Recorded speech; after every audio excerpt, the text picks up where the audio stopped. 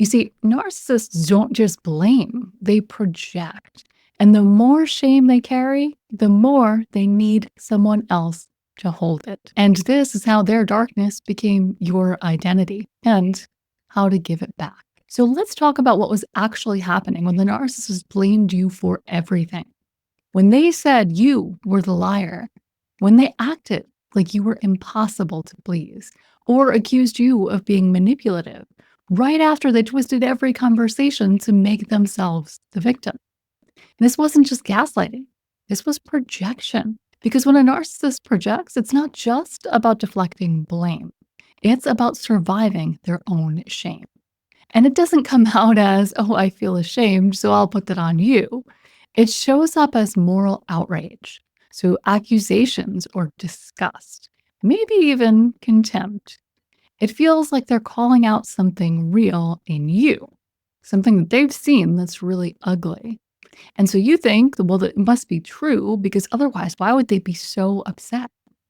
But here's the thing, they weren't really seeing you clearly. In that moment, they may have just been offloading something that they couldn't tolerate in themselves.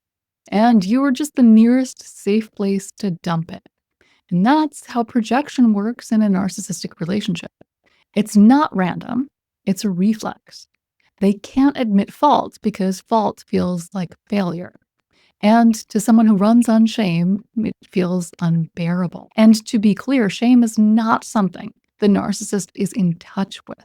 If you ask them if they feel shame, they will probably say no.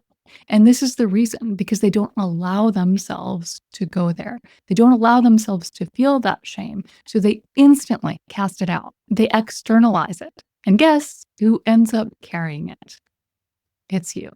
So my name is Christina, and I coach narcissistic abuse survivors who are tired of second-guessing themselves and ready to get their clarity back. If you're still feeling stuck after the relationship and wondering why it's so hard to move on, I created a free quiz that can help. It's designed to show you exactly which patterns are keeping you tied to someone who hurt you. You'll find that linked below. And in the rest of this video, we are going deeper into why their shame became your story and how to finally give it back. So if we know all of this, you might be wondering why it works on you. And here's exactly why it sticks.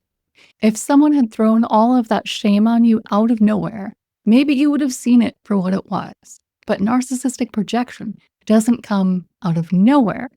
It's layered on top of love bombing, future faking, and breadcrumb apologies.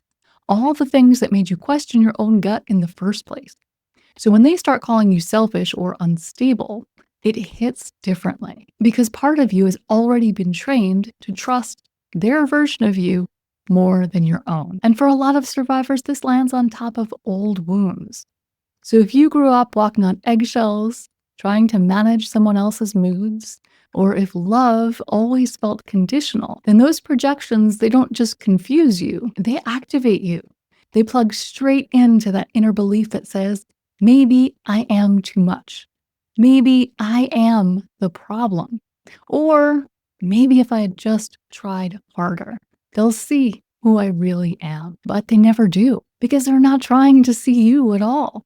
They're trying to protect themselves from shame.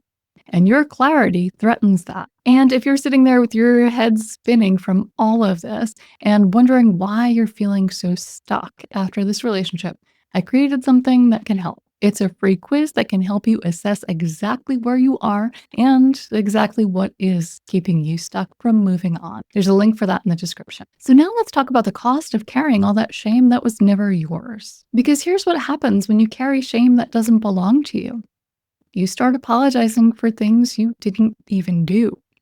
And you second guess yourself before you even speak. Maybe you scan conversations looking for signs that you messed up. Because being blindsided by blame became your norm at some point. And over time, you lose something deeper than confidence. You lose trust in your own perception. That's what makes narcissistic projection so damaging. It's not just about making you look like the bad guy. It's about slowly convincing you that you are the bad guy. That every rupture in the relationship must have started with you.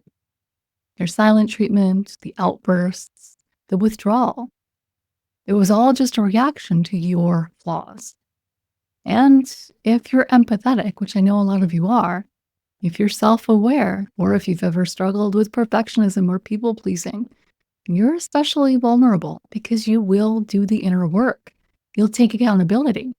You'll turn yourself inside out, trying to understand what went wrong, while they sit comfortably in the role of victim, untouched by any form of self-reflection. And that's the trap. You were being projected on, but you thought you were growing.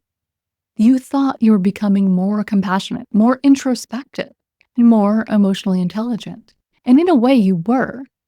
But the truth is, you were evolving in response to someone who wasn't even being honest about what was theirs to hold. So let me know in the comments if that's ever hit you, if you've ever looked back and realized that you were defending yourself against things that didn't even really feel like yours.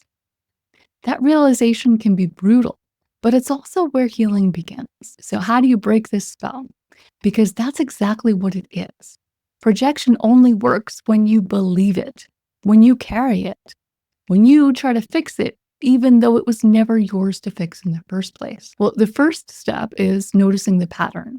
So if they accused everyone of being toxic, if they always had a story where someone else was the villain, and if somehow you ended up explaining, justifying, and apologizing while they stayed emotionally untouched, that is not insight, that is a script. And narcissists like to stick to their script. So the next time you feel that familiar wave of self-doubt, when you find yourself thinking, did I actually do something wrong? Try this. Pause. Ask yourself, does this feel true to me, or does it just feel familiar? Because projection often does feel familiar, especially if you've spent your life absorbing other people's emotions. But it doesn't land with truth. It lands with confusion. When you get healthy feedback, it might sting, but it makes you feel seen and it helps you understand yourself. Narcissistic projection just makes you feel smaller.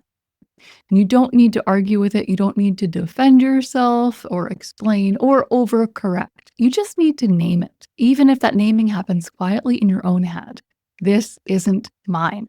And maybe it never was.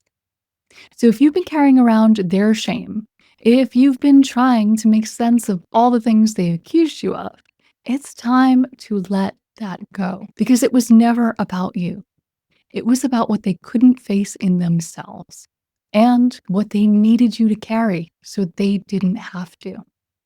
And now that you're starting to see it, you don't have to carry it anymore. So if you want to go deeper into how narcissists mess with your instincts and get you to doubt your own truth, watch this video right here next.